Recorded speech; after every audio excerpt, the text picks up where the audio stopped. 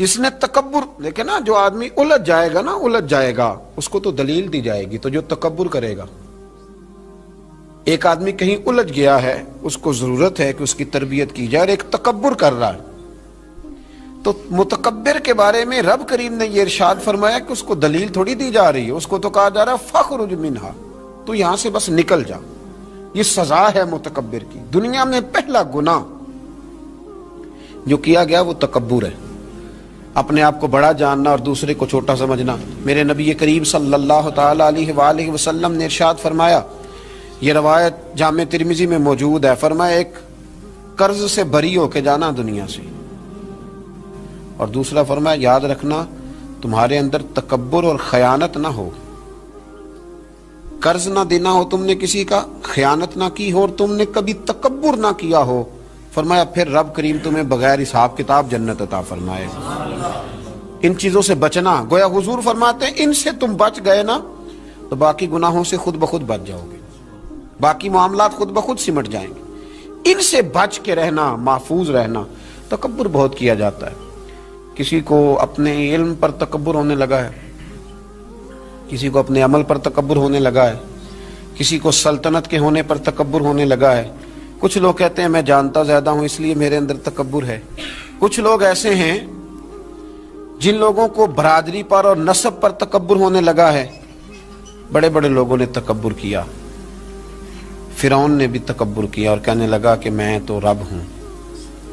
پھر رب کریم نے اسے سمندر کی، دریا کی لہروں کے حوالے کیا۔ کل تک جو لوگ اس کے اشاروں پہ چلتے تھے نا، جب وہ غوطے کھا رہا تھا نا دریا کے اندر، تو پھر روتا تھا کہ کوئی مجھے بچا لے، کوئی مجھے بچا لے۔ اس نے غوطے کھائے اور کہنے لگا کہ میں حضرت موسیٰ اور ہارون کے رب پر ایمان لاتا ہوں، پر اب تو سارا کچھ دیکھ داکھ کے مان رہا تھا نا، تو اس کا ایمان بھی قبول نہ ہوا، پھر پھینک دیا گیا سمندر سے باہر۔ آج تک نشان عبرت بنے ہوئے ہیں یہ لوگ۔ نمرود بھی کہتا تھا کہ معاذ اللہ میں خدا ہوں، اور جب حضرت سیدنا ابراہیم خلیل اللہ علیہ السلام نے فرمایا نا کہ آسمان تو رب تو وہ ہے جو آسمانوں کا رب ہے، رب تو وہ ہے۔ اللہ تبارک و تعالیٰ نا اس متکبر آدمی کو آزماتا ہے، اسے تھوڑا سا موقع اور دیتا ہے، تو یہ سمجھتا ہے میرا روب چل رہا ہے، اللہ اسے آزماتا ہے۔ یہ سمجھتا ہے کہ دیکھا میرا جو ہے وہ میرا عصا، میرا ڈنڈا صحیح کام کر رہا ہے، حالانکہ اللہ تو موقع دے رہا، اور جب پھر وہ کھینچتا ہے، پھر حضور علیہ السلام فرماتے ہیں تمہارے رب سے سخت کسی کی پکڑ ہوتی نہیں۔ یہ سمجھتا ہے کہ دیکھا نا میں جیسے کہہ رہا ہوں ویسے نظام چل رہا۔ نمرود کہنے لگا میں رب ہوں، تو حضرت ابراہیم علیہ السلام نے فرمایا رب تو وہ ہے جو آسمانوں زمینوں کا رب ہے۔ کہنے لگا اچھا، اس نے نا تیر چلائے آسمان کی طرف، معاذ اللہ رب کریم کو قتل کرنے لگا، تیر چلائے، تو اللہ نے اس کا امتحان لیا۔ تیر جب اوپر جاتا تھا تو خالی ہوتا تھا، واپس آتا تھا تو اس کو خون لگا ہوتا تھا۔ کہنے لگا دیکھا نا، پھر دیکھا نا میں نے کیا کر دیا۔ کتنا بڑا بادشاہ، پوری دنیا پہ حکومت کرنے والا، پر مالک کی بے نیازی کے قربان جائیں، ایک مچھر ہی گھسا ہے ناک میں، اور پھر وہ مچھر نکل نہیں پایا، پھر اس مچھر نے اس کو مار ڈالا۔ تکبر والے لوگ جب تکبر کر رہے ہوتے ہیں، جب بول رہے ہوتے ہیں تو کہہ رہے ہوتے ہیں تو مجھے جانتا نہیں، تجھے میرا پتہ نہیں، وہ تو کس سے بات کر رہا ہے، تجھے خبر ہے تو کس کے ساتھ گفتگو کر رہا ہے۔ اور بھائی بڑے بڑے اونچے بولنے والے، پھر اس طرح ان کی آوازیں بند ہوئی کہ کوئی ان کی سننے والا نہ ملا۔ بڑے بڑے اونچے جملے کہنے والے اس تیزی کے ساتھ خاموش ہوئے کہ پھر دوبارہ انہیں احساس تک نہ ہوا کہ ہمیں بولنا بھی آتا تھا۔ کیا حیثیت ہے انسان کی، اس بات پہ تکبر کرتا ہے۔ میرے شیخ کامل رحمۃ اللہ علیہ، میرے اصحاب رحمۃ اللہ علیہ فرمایا کرتے تھے انسان تجھے صرف 2 وقت روٹی نہ کھانے کو دی جائے تو اپنی ٹانگوں پہ چل نہیں سکتا، اور 10 راتوں کی بات نہیں، 1 رات نہ تجھے سونے دیا جائے، صرف 1 رات، تو اگلے دن تو اپنی ٹانگوں پہ کھڑا نہیں ہو سکتا۔ تکبر کس بات کا، کس بات کا تکبر؟ ایک سر میں ہلکا سا درد ہوتا ہے اور تیرا سارا وجود تجھے نڈھال کر دیتا ہے، کس بات کا تکبر؟ لیکن اس کے باوجود لوگ پھولے نہیں سماتے، باتیں کرتے ہیں تو بچ بچ کے، گفتگو کرتے ہیں تو کھول کھول کے، اور ہر تیسرا آدمی آ کر کے پوچھتا ہے کوئی حکم ہوا تو بتائیے گا، کوئی حکم ہوا تو بتائیے گا تکبر صرف ایک ذات کرے گی اور وہ ہے رب کریم کی ذات، کیونکہ وہ سب سے بڑا ہے، وہ اللہ اکبر ہے، وہ اللہ اکبر ہے۔ محدثین ایک بڑی خوبصورت بات لکھتے ہیں اس عنوان پر، وہ کہتے ہیں کہ تکبر کرنے والا یوں ہی سمجھو کہ جیسے اس نے کوئی کسی کا غلام تھا نا، تو اس نے اپنے بادشاہ کا تاج اٹھا کے اپنے سر پہ رکھ لیا تھا، تب جب بادشاہ کا تاج غلام اٹھا کے سر پہ رکھے گا تو پھر درے تو کھائے گا، اس لیے کہ تاج تو بادشاہ کے سر پہ ہی سجتا ہے۔ تو تکبر تو اللہ کی چادر ہے، اس لیے کہ وہ سب سے بڑا ہے۔ تو اب اگر کوئی شخص اس چادر کو پکڑے گا اور کہے گا نہیں مجھے بھی بڑا بننا ہے، تو پھر درے تو وہ کھائے گا، پھر آزمائش سے تو اسے گزرنا ہے۔ کبھی بھی اپنے آپ کو بڑا نہ جانے، اور ویسے بھی انسان باتوں سے تھوڑی بڑا ہوتا ہے، بڑا تو اپنے اخلاق سے ہوتا ہے، بڑا تو اپنے کردار سے ہوتا ہے، بڑا تو وہ اس طرح ہوتا ہے کہ اگر اس کے اندر کچھ چیزیں پائی جائیں جن سے محسوس ہو کہ یہ انسان بڑا ہے، تو وہ رویے اس کے بتاتے ہیں یہ کتنا بڑا ہے۔ میرے نبی کریم صلی اللہ تعالی علیہ وسلم نے فرمایا یہ جو تکبر کرنے والے لوگ ہیں نا، قیامت کے دن اللہ انہیں چیونٹیوں کی شکل میں مسخ کر دے گا، چیونٹیوں کی شکل میں اللہ انہیں مسخ کرے گا۔ اور فرمایا اللہ تعالیٰ کو یہ اترا کے چلنے والے تکبر کرنے والے لوگ پسند نہیں آتے، بھاتے نہیں رب کریم کو۔ یہ جو اس انداز میں چلتے ہیں یہ اللہ کو بھاتے نہیں، عاجزی انکساری۔ اور میرے نبی کریم علیہ السلام نے 2 جملوں میں بات بڑے انداز میں سمجھائی، فرمایا تو اللہ کی رضا کے لیے جھک جا، اللہ تجھے عزتیں عطا فرما دے گا۔ تو رب کریم کی رضا کے لیے جھک جا، اللہ تجھے عزتیں عطا کرے گا۔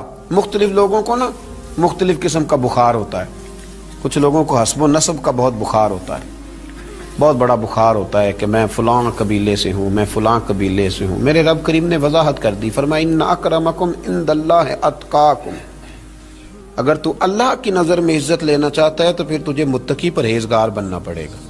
باقی تو سب حضرت آدم کی اولاد ہیں، سب حضرت آدم کی اولاد، سب۔ اعلیٰ حضرت فاضل بریلوی رحمۃ اللہ تعالیٰ علیہ تشریف فرما تھے تو حجام آیا ہوا تھا حجامت کرنے کے لیے، وہ اعلیٰ حضرت رحمۃ اللہ علیہ کا خط بنا رہا تھا، بال تراش رہا تھا، مونچھیں تراش رہا تھا، تو ایک بہت نواب بھی کبھی کبھی ملنے آیا کرتے تھے۔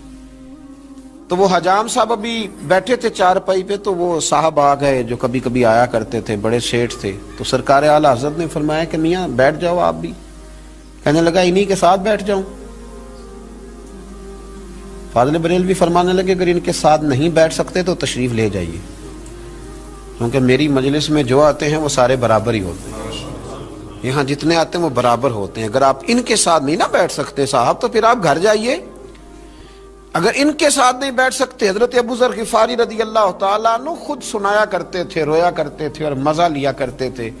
فرماتے تھے ایک دن نا حضرت بلال حبشی سے بحث ہو گئی تھی، میری زبان سے نکل گیا تھا وہ حبشن کے بیٹے جناب بلال حبشی رضی اللہ تعالیٰ عنہ مسجد نبی میں پہنچے، حضور کا چہرہ انور دیکھ کے رو پڑے۔ تو کریم محبوب نے فرمایا بلال تو روتا کیوں ہے؟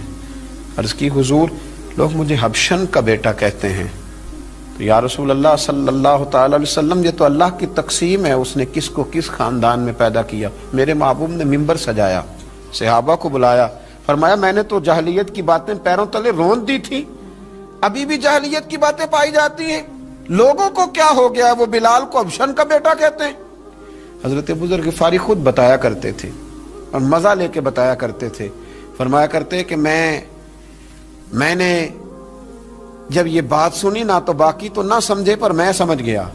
فرماتے میں اٹھ کے حضرت بلال حبشی رضی اللہ تعالیٰ عنہ کے پاس گیا اور میں ان کے سامنے لیٹ گیا، میں نے کہا حبشن کے بیٹے اپنا پیر میرے چہرے پہ رکھ اور میں لوگوں کو بتلاؤں کہ تھا تو حبشن کا بیٹا، پر اب میرے مصطفیٰ نے بڑی شانیں عطا فرما دی، شانیں عطا کر دی۔ بندہ و صاحب و محتاج و غنی ایک ہوئے، تیری سرکار میں پہنچے تو سبھی ایک ہوئے۔ تو میرے بھائی یہ حسب و نسب کا غرور، یہ تکبر، اقبال کے سامنے آ کے کسی نے کہا کہ میرا دادا یہ تھا، میرا پردادا یہ تھا، میرا ابا یہ تھا، تو اقبال کہنے لگے تھے تو آبا تمہارے ہی مگر تم کیا ہو؟ میاں چھوڑ تو کس قبیلے کا ہے، تیرے اندر کوئی بات ہے تو بتا، تیرے اندر کوئی خوبی ہے تو اس کا ذکر کر، چھوڑ باپ دادا کی بات، تھے تو وہ آبا تمہارے ہی مگر تم کیا ہو۔ اپنی حیثیت کا تعین کریں، بڑوں کا نام لے کے اپنے آپ کو اونچا کرنے کی کوشش کرنا اور کوشش ناتمام کرنا، میرے بھائی حسب و نسب کا جو ہے وہ بہت بڑا تکبر لوگوں میں پایا جاتا ہے. اس سے ذرا آگے بڑھیں تو کچھ لوگوں میں علم کا تکبر ہوتا ہے. آج کل پڑھا لکھا آدمی الا ماشاءاللہ وہ ہوتا ہے جو ایک دن میں کئی لوگوں کو جاہل قرار دے دے. لوگ بڑے جاہل ہیں کچھ پتہ نہیں، لوگ بڑے جاہل ہیں کچھ پتہ نہیں. میرے نبی کریم علیہ الصلوۃ والسلام نے 2 جملوں میں بات اس انداز میں سمیٹی. محبوب فرمانے لگے من قال انا عالم فہو جاہل. فرمایا جس نے کہا کہ میں عالم ہوں وہی تو جاہل ہے. جس نے کہا کہ میں عالم ہوں وہی تو جاہل ہے. اس نے تو جاہلوں جیسی بات کی. اگر علم ہوتا ہے تو وہ نظر آ جاتا ہے. اگر کسی کے اندر خوشبو ہوتی ہے تو اسے بتانے کی ضرورت نہیں پڑتی کہ میرے پاس ہے.